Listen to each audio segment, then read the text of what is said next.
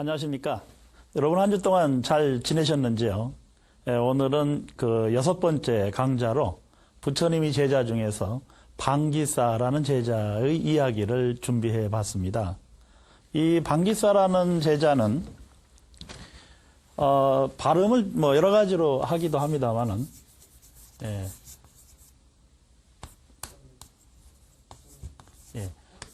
방기사라고 하는데 이 방기사라고 하기도 하고 왕기사 이렇게 부르기도 합니다. 그런데 이 방기사는 부처님 제자 중에서 개성을 가장 잘 짓는 그런 시인이었습니다. 그런데 우리 그 시청자 여러분, 요 시라는 말이 어디서 나왔는지 알 수 있겠습니까? 사실 시라는 말은 불교에서 나온 말입니다. 요것을 좀 풀어보면 말씀원에 절사자가 들어가죠. 그 시라는 말은 사실 절에서 나온 말이다. 이렇게 파자로 풀으면은 알 수 있듯이 그 옛날부터 우리 동양에서의 시는 부처님의 가르침을 개성으로 읊으면서부터 시작되었다라고 해도 과언이 아닙니다. 물론 그 전에 시라는 특성을 띤 여러 가지 형태의 문학 작품들이 없는 것은 아니었습니다만은, 그러나 지금 현대의 시라는 말은 바로 이렇게 풀을 수 있듯이 불교의 개성, 그것도 이제 가타라고 하는 그런 개성에서부터 시라는 말이 나왔는데, 부처님이 제자 중에서 방기사라는 제자는 시를 아주 잘 지은 제자였습니다. 그래서 여기저기서 많은 시를 남겼는데요. 이 부처님 제자로서 이 방기사는 사실 출가하기 전에 브라만에 속했고 베다에 능통했습니다. 베다는 인도의 힌두교의 성전이죠. 그 힌두교의 그 성전인 베다를 잘 공부해가지고 이미 뛰어난 학자의 지위에 올랐었습니다만은, 그런데 이 방기사가 언제부터인가 신통력을 갖게 됐습니다. 그 방기사가 가지고 있는 신통력이라는 것은 무엇이었느냐 하면, 죽은 사람의 머리를 만져보거나 두들겨 보고 그리고 그 사람이 죽어서 어디에 태어나는지를 알 수 있는 그런 신통력을 갖게 되었다고 합니다. 심지어는 해골을 손톱으로 긁어보면 그 사람이 죽어서 어디에 태어났는가 이렇게 이제 알아맞힐 수 있는 신통력이 생겼다고 알려졌고요. 그러다 보니까 인도 전역을 다니면서 여기저기 가서 사람들이 죽은 다음에 어디에서 태어날까 이것을 궁금해하는 사람들이 많기 때문에 방기사가 그 의문을 해결해 주면서 많은 돈을 벌었다고 합니다. 3년 가까이에 걸쳐서 여러 군데를 다니면서 이 방기사는 그 죽은 사람들이 또 죽어갈 사람들이 미래 세에 다음 생에 어디에 태어날까 이것을 알아맞추는 일로 소일을 하면서 엄청난 돈을 모았는데, 언젠가 기회가 있어가지고 그 영축산이 있는 마가다국에 갈 기회가 생겼습니다. 마가다국 왕사성에는 부처님께서 계셨던 중림정사가 있죠. 그 중림정사 쪽으로 가다 보니까 그날은 마침 방기사가 이 중림정사를 방문하는 날은 부처님께서 설법을 하는 날이었어요. 그래서 방기사가 그 중림정사에 들어가서 여러 사람들 틈에 섞여서 부처님의 설법을 듣고 나서 그리고 조용히 부처님을 칭견했습니다. 그리고 이렇게 자기가 가지고 있는 이 재능을 뽐냈습니다. 뭐라고 그랬냐면, 세존이시여, 저는 죽은 사람의 얼굴이나 머리 모습을 보면 그 사람이 다음 생에 어디에 태어날지를 알아맞힐 수 있는 신통력이 있습니다. 세존이시여, 저를 한번 시험해 보시겠습니까? 이렇게 여쭈었어요. 그러니까 부처님께서 그런 신통력이 있다는 것은 참 대단한 일이다. 그렇다면 내가 여기 해골을 하나 내줄 테니까 이 해골의 주인이 다음 생에 어디에 태어났는지를 알아맞혀 봐라. 이렇게 말씀을 하셨어요. 그리고 시자 아난존자를 시켜서 이 방기사에게 아란의 이 두개골을 하나 가져다 줬습니다. 그 옛날에 그 부처님 계실 때도 그렇고 지금 티벳이나 이런 쪽에서도 그 수행자들이 부정관 또는 백골관이라는 수행법을 하기 위해서 그렇게 두개골을 갖다 놓는 경우들이 있거든요. 그래서 이 방기사에게 부처님께서 아라한의 두개골을 하나 내어주면서 이 아라한이 죽어서 어디에 태어났는지를 알아맞추도록 시험을 해봤습니다. 그런데 방기사가 3년 동안 인도 전역을 다니면서 이 많은 사람들의 미래를 점쳐봤는데 부처님께서 내어주신 그 두개골의 주인이 어디에 태어났는지 도저히 알 수 없어졌습니다. 시청자 여러분, 왜 방기사가 그렇게 신통력을 가지고 있었는데 부처님께서 내어주신 두개골의 주인이 다음 생에 어디에 태어났는지 알아맞추지 못했을까요? 방기사는 굉장히 당황을 했습니다. 도대체 나에게 무슨 일이 있어서 죽은 사람의 미래를 알아맞출 수 없게 되었는가 너무나 궁금해서 부처님께 여쭈었습니다. 부처님께서는 방기사에게 이런 설법을 해주셨습니다. 사람이 죽으면 다음 생에 어디에 태어날 수 있다. 그런데 죽어서 다음 생에 태어나는 것에 6가지 유형이 있다라고 설법을 하십니다. 첫 번째 유형은 뭐냐? 나쁜 곳에서 태어나가지고 나쁜 곳에서 태어나서 나쁜 곳으로 가는 사람이 있다. 그러니까 악처에서 태어나서 좀 한자로 쓴다면 이렇죠. 악처에서 태어나서 악처로 가는 이런 사람이 있다. 첫 번째는. 그리고 두 번째는 또 나쁜 곳에서 태어나서 좋은 곳으로 가는 사람이 있다. 이것은 선처에 태어난다는 겁니다. 그리고 세 번째는 나쁜 곳에서 태어나서 악처도 아니고 선처도 아닌, 그러니까 나쁜 것도 아니고 좋은 것도 아닌 곳으로 가는 사람이 있다. 그리고 네 번째는 어떤 사람이냐? 좋은 곳에서 태어났지만 나쁜 곳으로 가는 사람이 있고, 그 다음에 다섯 번째는 좋은 곳에서 태어났지만 또 좋은 곳으로 가는 사람이 있고, 그리고 여섯 번째는 좋은 곳에서 태어났지만 좋지도 나쁘지도 않은 곳으로 가는 사람이 있다. 이렇게 6종류의 사람이 있다라고 설법을 해주셨습니다. 아마 지혜로운 불자들은 이미 이 가르침의 의미를 알 수 있을 것입니다. 세상에는 태어날 때 어리석게 태어나는 사람도 있고 또 나쁜 악업을 지어서 태어나는 사람도 있습니다. 그러나 그런 악업에서 벗어나지 못하고 계속 악행을 저지르면 다음 생에도 악한 곳, 나쁜 곳, 좋지 않은 곳에 태어날 수밖에 없게 됩니다. 그것이 바로 부처님께서 말씀하신 인과법입니다. 그러나 전생에 나쁜 악행을 저질렀다고 해도 현세 와서 선행을 저지르고 선행을 하고 실천하고 선업을 쌓는다면 그 사람은 좋은 곳으로 태어날 수밖에 없습니다. 그것이 인과법의 원리입니다. 누가 다른 곳으로 좋은 곳으로 떨어뜨리거나 지옥으로 떨어뜨린다거나 또는 그 극락으로 보내준다거나 하는 것이 아니라 바로 자기가 어떤 행위를 하느냐에 따라서 다음 생이 결정된다는 것입니다. 그런데 좋은 곳에서 태어난 사람이 왜 나쁜 곳으로 갈까요? 그 사람은 태어날 때는 복덕을 많이 지어서 좋은 곳에 태어났지만 살면서 악행을 저지른 사람은 악업을 받을 수밖에 없다. 이런 얘기고요. 좋은 곳에서 태어나서 좋은 곳으로 가는 사람이라고 한다면 그 사람은 전생에서부터 많은 선업을 지었지만 또 현세에 와서도 좋은 일을 많이 해서 복덕과 지혜를 두루 갖춰가는 사람은 좋은 곳으로 갈 수밖에 없습니다. 그런 사람에 대해서는 방기사도 미래가 어떨지 알아맞힐 수가 있겠습니다. 그러나 방기사가 이 아라한의 두개골을 보고 미래를 예측하지 못한 이유는 무엇 때문일까요? 그것은 바로 이 아라한은 윤회의 생사의 고리에서 벗어났기 때문에 이 아라한이 아닌 방기사의 눈으로는 도저히 그 사람이 어디에서 태어날지 알 수 없는 겁니다. 수행을 열심히 해서 복덕과 지혜를 갖추고 깨달음을 증득한 부처님의 제자들은 나고 죽는 괴로움에서 벗어나고 다음 생에 어디에서 태어날까라는 것에 집착을 하지 않기 때문에 이 방기사의 눈에는 그 사람이 어디에 태어날지 절대로 보이지 못한다는 것입니다. 결국 방기사는 부처님의 그런 설법을 듣고 출가를 결심하게 되고요. 열심히 수행을 했습니다.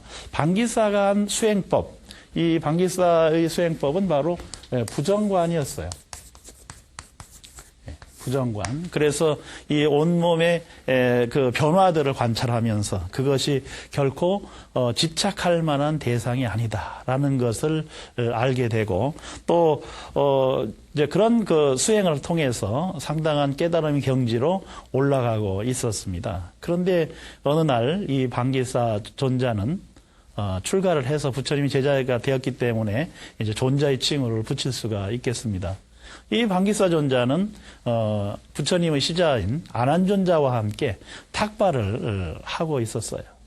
근데 어느 집에 탁발을 하러 가서 공양을 딱 그 바로에다 공양을 받았는데 그 공양을 주는 여인을 보고 그만 그 미모에 반해버렸습니다.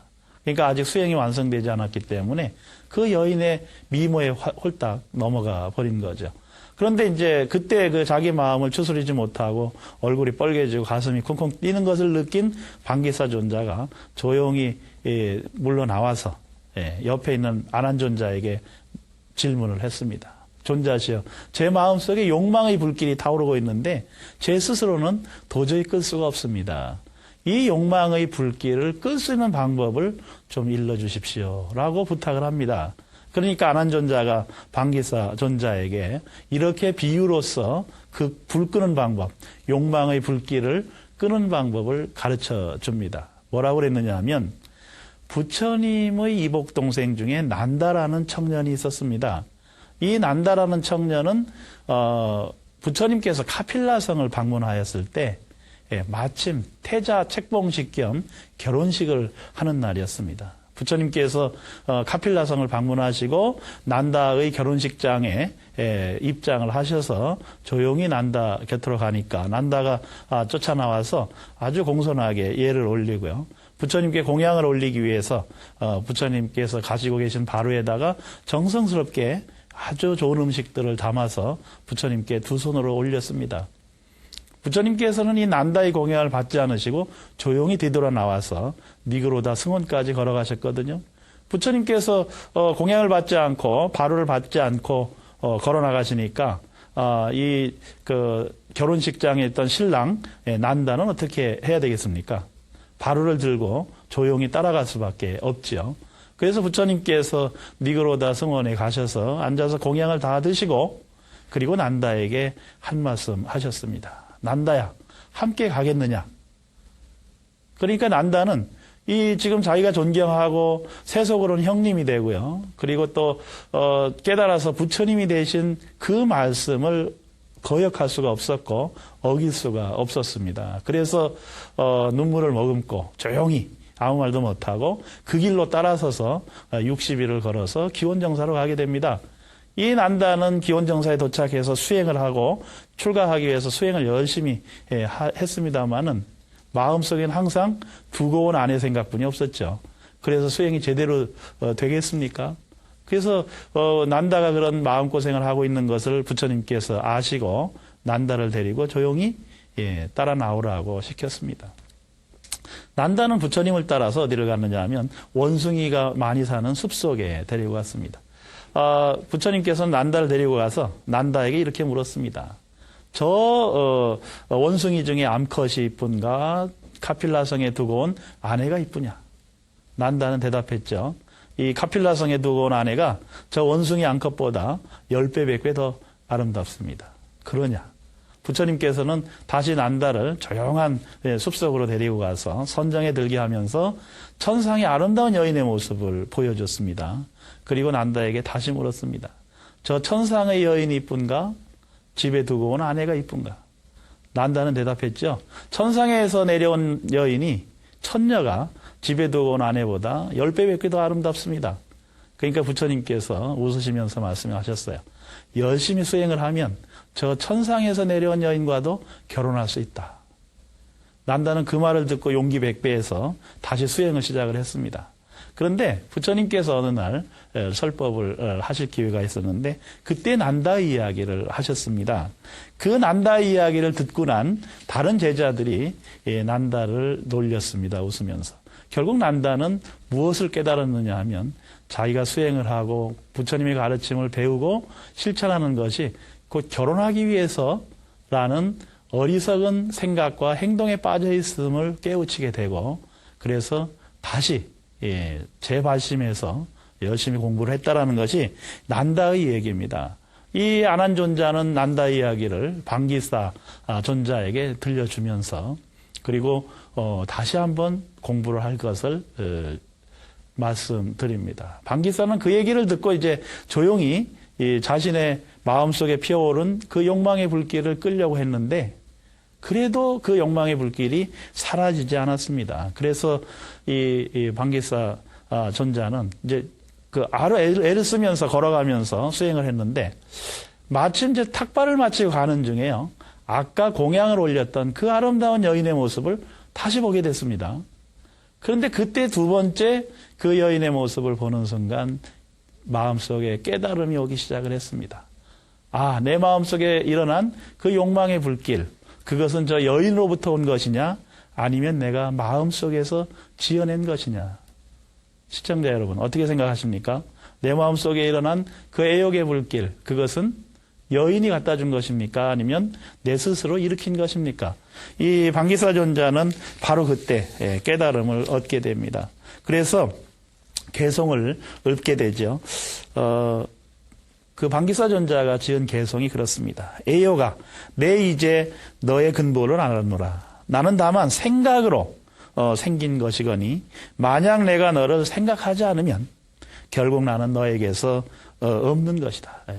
또 나는 너에게서 결코 매달려 있지 않을 것이다. 이렇게 개성을 읊게 됩니다. 결국 걸식을 다녀온 방기사 이야기를 아난존자는 부처님께 여쭙게 됩니다. 부처님께서는 방기사 이야기를 다 들으시고 나서 이 방기사에게 다시 한번 그 깨달음의 세계를 개성으로 한번 읊어보라고 말씀을 하십니다. 그래서 방기사는 부처님 앞에서 개성어를 다시 읊게 되는데요. 그 개성의 내용이 이렇습니다. 몸뚱이는 물방울과 같고 감각은 물거품과 같으며 지각은 아지랑이와 같고 의지는 파도와 같으며 의식은 환상과 같습니다. 이렇게 개성을 지어서 노래를 합니다. 그러니까 그 부처님께서 방기사 존자의 이야기를 듣고 그리고 이렇게 말씀하십니다. 내가 붓다가야에서 깨달음을 얻을 때 느꼈던 그 깨달음의 내용이 지금 바로 방기사의 시와 같구나 이렇게 말씀을 하십니다. 방기사는 그래서 그 깨달음의 세계를 부처님 앞에서 펼쳐 보이면서 이제 진실로 마음속에 있는 모든 번뇌망상을 털어버리고 그리고 아라한의 세계로 들어가서 참다운 수행의 길로 갔습니다. 그 부처님이 제자가 된 방기사는 부처님의 제자로서 아주 큰 업적을 남기게 되는데요. 그것이 뭐냐면 부처님의 가르침을 개성으로 만들어서 많은 사람들이 쉽게 이해하고 또 외울 수 있도록 해주는데 혁혁한 공헌을 세웁니다. 그리고 부처님의 가르침뿐만 아니라 부처님의 제자들 중에서 아주 스승한 제자들의 이야기도 역시 개성으로 만들어서 시로 남깁니다. 이게 그 자바암경에 방기사 품이 있습니다.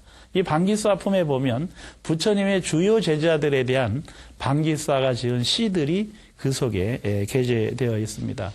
아까 말씀드린 것처럼 이 방기사는 자신의 생각을 시로써 남겼는데요. 방기사가 남긴 그 시의 의미를 다시 한번 요약을 해본다면 방기사는 몸이라고 하는 것은 물방울과 같다 이렇게 비유를 했습니다. 그리고 감각이라고 하는 건 느낌, 감각은 바로 물거품과 같다. 전부 일시적으로 생겨났다 사라지는 것과 같다라는 말씀이고요. 그 다음에 지각, 이 지각은 아지랑이와 같다 이렇게 말씀을 하셨어요. 그리고 의지는 파도와 같다. 그 다음에 마지막 의식은 환상과 같다 이렇게 시로서 얘기했는데요.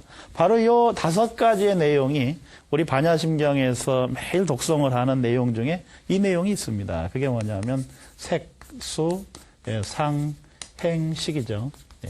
방기사가 깨우친 내용이 바로 이겁니다. 이 색수상행식, 오온이라고 하는 것은 전부 일시적으로 나타났다가 사라진다는 얘기입니다. 그 나타났다 사라지는 그 오온에 대해서 자기가 집착을 하면 할수록 중생계에 머무를 수밖에 없겠죠. 방기사는 자기 마음속에 느끼는 이 느낌, 이 감각의 느낌, 감각적 쾌락의 느낌도 물거품과 같아서 그 물거품은 시간이 되면 저절로 사라지기도 하고 자기 의지에서 떨쳐내 버린다면 결국 없어진다는 것을 깨우쳤고요. 그것뿐만이 아니라 이 색수상행식의 모든 것이 전부 허망한 것이고 일시적인 거라는 것을 깨우치게 됩니다.